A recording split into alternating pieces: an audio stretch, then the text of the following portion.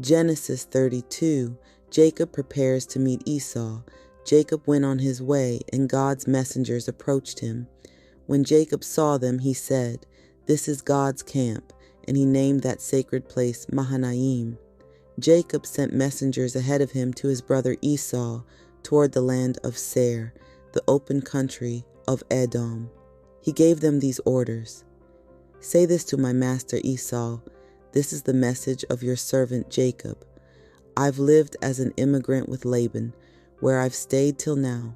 I own cattle, donkeys, flocks, men servants, and women servants. I'm sending this message to my master now to ask that he be kind." The messengers returned to Jacob and said, "We went out to your brother Esau, and he's coming to meet you with 400 men. Jacob was terrified and felt trapped, so he divided the people with him and the flocks, cattle, and camels into 2 camps. He thought, if Esau meets the first camp and attacks it, at least 1 camp will be left to escape.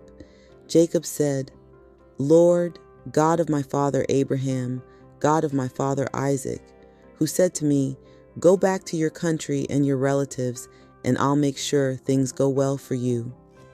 I don't deserve how loyal and truthful you've been to your servant. I went away across the Jordan with just my staff, but now I've become 2 camps. Save me from my brother Esau. I'm afraid he will come and kill me, the mothers, and their children. You were the one who told me, 'I will make sure things go well for you, and I will make your descendants like the sand of the sea, so many you won't be able to count them.'" Jacob spent that night there. From what he had acquired, he set aside a gift for his brother Esau: 200 female goats and 20 male goats, 200 ewes and 20 rams, 30 nursing camels with their young, 40 cows and 10 bulls, and 20 female donkeys and 10 male donkeys. He separated these herds and gave them to his servants. He said to them, "Go ahead of me and put some distance between each of the herds." He ordered the first group, "When my brother Esau meets you and asks you, 'Who are you with? Where are you going? And whose herds are these in front of you?' say, 'They are your servant Jacob's, a gift sent to my master Esau.' And Jacob is actually right behind us." He also ordered the second group, the third group, and everybody following the herds. "Say exactly the same thing to Esau when you find him. Say also, 'Your servant Jacob is right behind us.'" Jacob thought, "I may be able to pacify Esau with the gift I'm sending ahead. When I meet him, perhaps he will be kind to me." So Jacob sent the gift ahead of him, but he spent that night in the camp. Jacob wrestles with God. Jacob got up during the night, took his 2 wives, his 2 women servants, and his 11 sons, and crossed the Jabbok River's shallow water. He took them and everything that belonged to him, and he helped them cross the river. But Jacob stayed apart by himself, and a man wrestled with him until dawn broke. When the man saw that he couldn't defeat Jacob, he grabbed Jacob's thigh and tore a muscle in Jacob's thigh as he wrestled with him. The man said, "Let me go, because the dawn is breaking." But Jacob said, "I won't let you go until you bless me." He said to Jacob, "What's your name?" And he said, "Jacob." Then he said, "Your name won't be Jacob any longer, but Israel, because you struggled with God and with men and won." Jacob also asked and said, "Tell me your name." But he said, "Why do you ask for my name?" And he blessed Jacob there. Jacob named the place Peniel, because I've seen God face to face and my life has been saved. The sun rose as Jacob passed Peniel, limping because of his thigh. Therefore, Israelites don't eat the tendon attached to the thigh muscle to this day, because he grabbed Jacob's thigh muscle at the tendon. Genesis 33, Esau forgives Jacob. Jacob looked up and saw Esau approaching with 400 men. Jacob divided the children among Leah, Rachel, and the 2 women servants. He put the servants and their children first, Leah and her children after them, and Rachel and Joseph last. He himself went in front of them and bowed to the ground 7 times as he was approaching his brother. But Esau ran to meet him, threw his arms around his neck, kissed him, and they wept. Esau looked up and saw the women and children and said, "Who are these with you?" Jacob said, "The children that God generously gave your servant." The women servants and their children came forward and bowed down. Then Leah and her servants also came forward and bowed, and afterward Joseph and Rachel came forward and bowed. Esau said, "What's the meaning of this entire group of animals that I met?" Jacob said, "To ask for my master's kindness." Esau said, "I already have plenty, my brother. Keep what's yours." Jacob said, "No, please, do me the kindness of accepting my gift. Seeing your face is like seeing God's face, since you've accepted me so warmly. Take this present that I've brought, because God has been generous to me, and I have everything I need." So Jacob persuaded him, and he took it. Esau said, "Let's break camp and set out, and I'll go with you." But Jacob said to him, "My master knows that the children aren't strong, and that I am responsible for the nursing flocks and cattle. If I push them hard for even one day, all of the flocks will die. My master, go on ahead of your servant, but I've got to take it easy, going only as fast as the animals in front of me and the children are able to go, until I meet you in Seir." Esau said, "Let me leave some of my people with you." But Jacob said, "Why should you do this, since my master has already been so kind to me?" That day Esau returned on the road to Seir, but Jacob traveled to Succoth.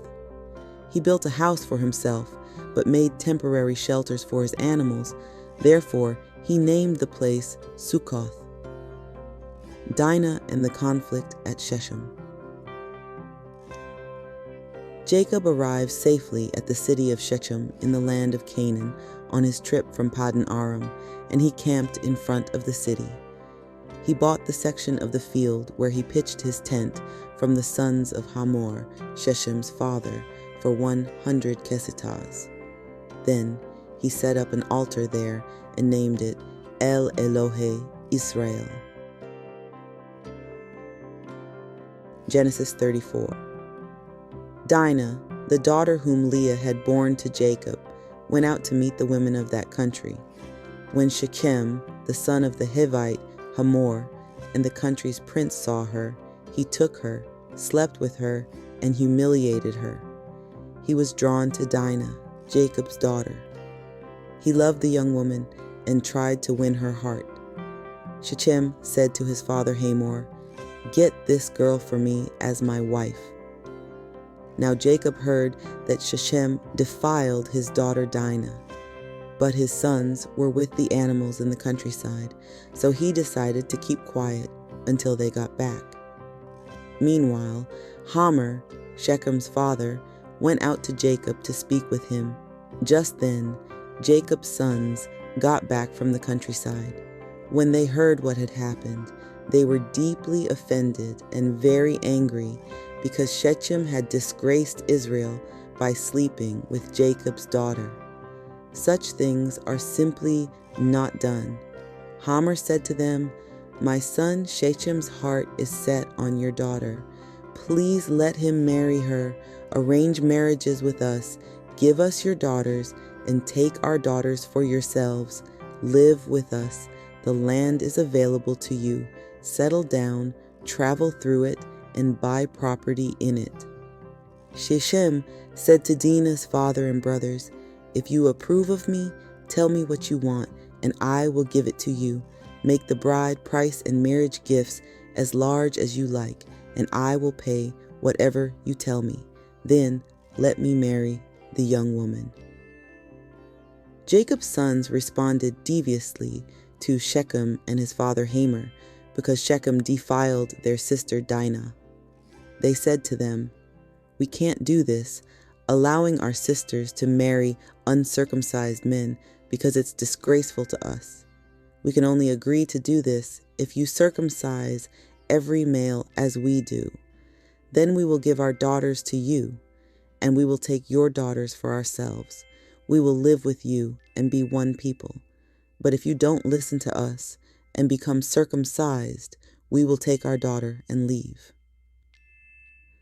Their idea seemed like a good one to Hamor and Hamor's son Shechem. The young man didn't waste any time doing this because he liked Jacob's daughter so much. He was more respected than anyone else in his father's household. Hamor and his son Shechem went to their city's gate and spoke to the men of their city. "These men want peace with us. Let them live in the land and travel through it. There's plenty of land for them. We will marry their daughters and give them our daughters. But the men will agree to live with us and become one people only if we circumcise every male just as they do. Their livestock, their property, and all of their animals. Won't they be ours? Let's agree with them and let them live with us." Everyone at the city gate agreed with Hamor and his son Shechem, so every able-bodied male in the city was circumcised. On the third day, when they were still in pain, 2 of Jacob's sons and Dinah's brothers, Simeon and Levi, took their swords, came into the city, which suspected nothing, and killed every male. They killed Hamor and his son Shechem with their swords, took Dinah from Shechem's household, and left. When Jacob's other sons discovered the dead, they looted the city that had defiled their sister. They took their flocks, their cattle, and their donkeys, whether in the city or in the fields nearby. They carried off their property, their children, and their wives. They looted the entire place. Jacob said to Simeon and Levi, "You've put me in danger by making me offensive to those who live here in the land, to the Canaanites and the Perizzites. I have only a few men. They may join forces, attack me, and destroy me and my household." They said, "But didn't he treat our sister like a prostitute?" Thank you, everybody, for joining us here today. Please come back tomorrow for another segment of our 365 Bible Reading Initiative. Please also be sure to like, comment, and definitely subscribe.